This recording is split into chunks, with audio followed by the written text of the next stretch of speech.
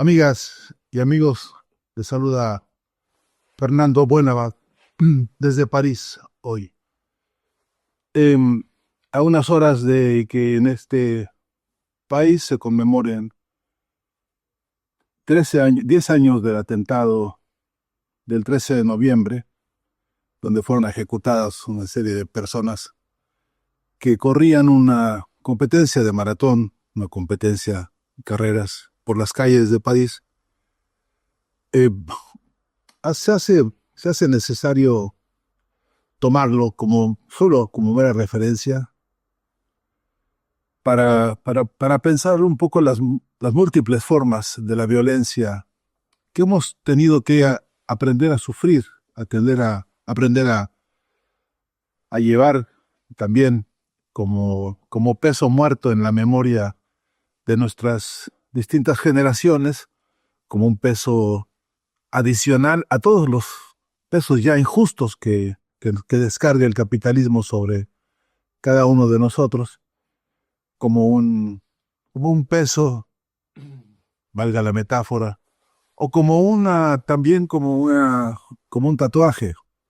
histórico, como un tatuaje de los tiempos que marcan, ni duda cabe, marcan el desarrollo de las distintas generaciones, como la marca que llevamos todos, nuestra generación, la mía, eh, con, con la memoria de Tlatelolco, con la memoria del junio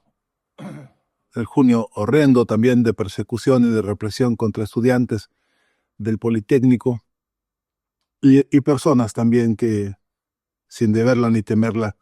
también padecieron ese día y otros muchos días, en otras muchas ocasiones. Como el peso, como la huella de también siempre recordados hermanos de Ayotzinapa. Como siempre, pues, como en cada momento que vemos y testimoniamos estos golpes descomunales, estos golpes inenarrables, por cierto, de violencia que, repito, marcan, dejan tatuajes históricos de relevancias muy diversas, de consecuencias muy diversas, que por cierto quedan ahí con total impudicia, con total impunidad, porque son marcas que, que coartan experiencias, que determinan impotencias, que asientan amarguras en cada uno de nosotros, de nosotras, que deja, pues, a la vida misma le deja un sabor amargo de injusticia, eso es, la palabra es esa, de injusticia, de crueldad, del sinsabor, que tarde o temprano se convierte en desconfianza, que tarde o temprano se convierte en resquemores, que tarde o temprano frena capacidades, talentos, necesidades o vocaciones organizativas, que a veces inhibe opiniones, que a veces inhibe acciones, que inhibe organizaciones, y que siendo como es esa violencia un espectro tan complejo, siendo como es la violencia también una mercancía del capitalismo, una mercancía burguesa que también que también la burguesía ha sabido convertir en un gran negocio, siendo la violencia en sus más diversas escalas, desde la violencia psicológica hasta, por supuesto, la violencia en los campos de batalla, en los campos de guerras, de la industria de las guerras. En fin, la violencia, pues, en todos sus espectros pesa sobre la historia de la humanidad y sobre la historia de nuestros tiempos pesa de manera particular porque va desplegando sus habilidades. Esta violencia va desplegando sus aunque me cuesta, sus talentos, porque los hay, porque hay gente muy talentosa, muy ingeniosa, muy brillante para la maldad, y entonces se las ingenian para que la violencia, además de tener su campo físico, su espectro de lo material y de lo concreto, también exista como forma de la psicología, como forma de la subjetividad, y entonces también en los aspectos más profundos y más íntimos de los campos subjetivos más personales, también ahí tengamos esquirlas, resabios, consecuencias de esta violencia con la que convivimos, con la que padecemos, sin elegirla, sin quererla, muchas veces repudiándola, queriendo estar lejos de cualquier cosa que implique vidas violentadas y vidas con violencia, pues parece que el capitalismo ha hecho con esta su mercancía de la violencia, ha creado un tóxico adictivo para muchas y para muchos. No dejaremos de decir que en el campo de las subjetividades, en el campo de las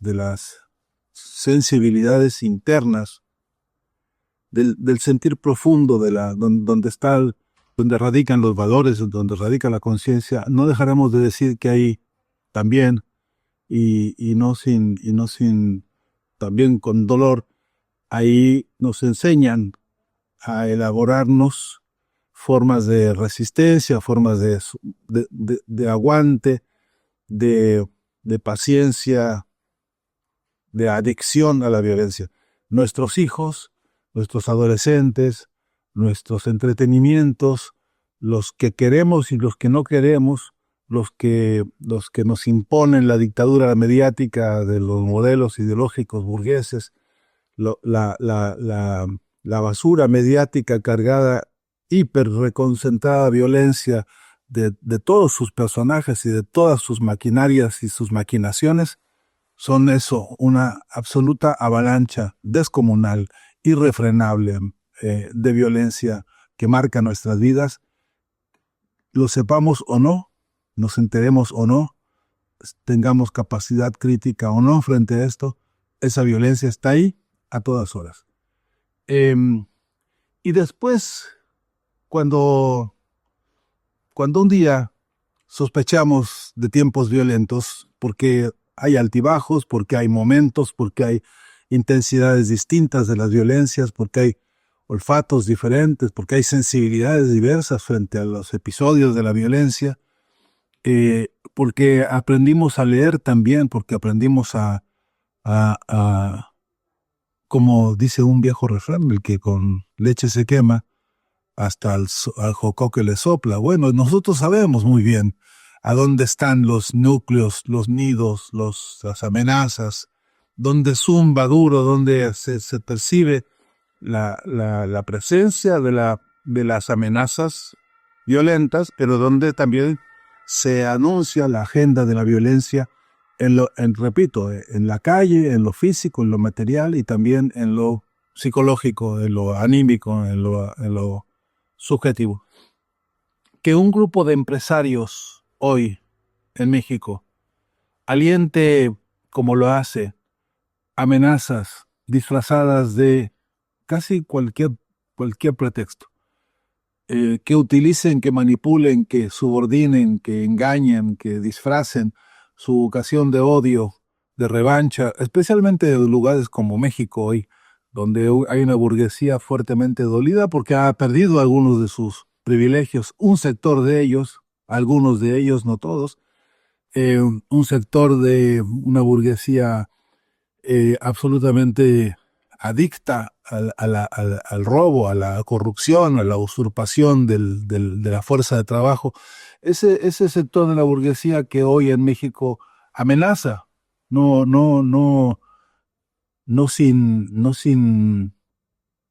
sin resabios muy graves de acusaciones y de calumnias, amenaza con violencia. Dicen ellos que se organizan unas manifestaciones en nombre de los jóvenes y en nombre de los viejos, o de los viejos escondidos o disfrazados de jóvenes, enmascarados, en fin, pues como como se les ocurre para la fabricación del engaño, para la fabricación de la mascarada, de la emboscada misma. Y entonces dicen ellos que eso es una reivindicación democrática, dicen ellos, en nombre de la libertad, en nombre de la paz. Hasta eso hemos llegado, en nombre de la humanidad, incluso se permiten inyectar estas, entre comillas, nuevas formas o nuevos episodios de violencia psicológica, física, que repito, son un negocio, son todos, cada uno, proyectos de negocios. Y que uno no puede no sospechar, que uno no puede autoinculparse, diría todavía mejor, uno no puede decirse a sí mismo, no puedo yo ser conspirativo, dicen algunos conspiranoico, porque ya estoy viendo en este fulano empresario y estoy viendo en el otro deudor de impuestos a mansalva, usureros, todos usureros descarados, todos criminales de la usura, del robo, de la corrupción, de la tranza, del compadrazgo, todos cómplices de la peor de las experiencias que ha vivido la humanidad bajo el capitalismo y bajo esto que ellos dicen que se llama neoliberalismo, crueldad y canallada contra la clase trabajadora permanentemente. Que nosotros somos conspirativos, que quizá algunos nos vemos conspiranoicos porque estamos acusando, avisando, advirtiendo, presintiendo y quizá adivinando que el proyecto de la violencia de ellos, su fábrica, sus mercancías violentas, están a la orden del día y que de aquí al próximo periodo, próximos 10 meses, veremos cómo se acentúan, se profundizan, se organizan, se internacionalizan, por cierto, los presupuestos, los gastos, los argumentos, la lógica y los dividendos de los proyectos violentos con que ellos se están preparando. El descarrilar, por ejemplo, proyectos como el de Venezuela, o el de Nicaragua, o el de Cuba, o el de Argentina, o el de donde fuese, como lo han hecho en Argentina, como lo han hecho en muchos lugares, hoy por hoy. Y que nosotros no podemos ser conspiranoicos y que por lo tanto no podemos prever ni las defensas, ni las contraofensivas, ni las muestras de solidaridad y de unidad que hay que tener obligatoriamente para que no nos pase justamente lo que le pasa a algunos compañeros, por ejemplo en Argentina, que demorándose en su capacidad de mostrar fuerza, de mostrar músculo de unidad, después les cuesta trabajo reunir semejante fuerza para exhibir, entre otras cosas, la unidad como parte de su programa de lucha. No es un exhibicionismo deportivo, evidenciar la fuerza de una actitud de oposición ante el odio burgués. No es parte de un programa que deberíamos haber cumplido hace mucho tiempo. Hace mucho tiempo que el proyecto de la unidad,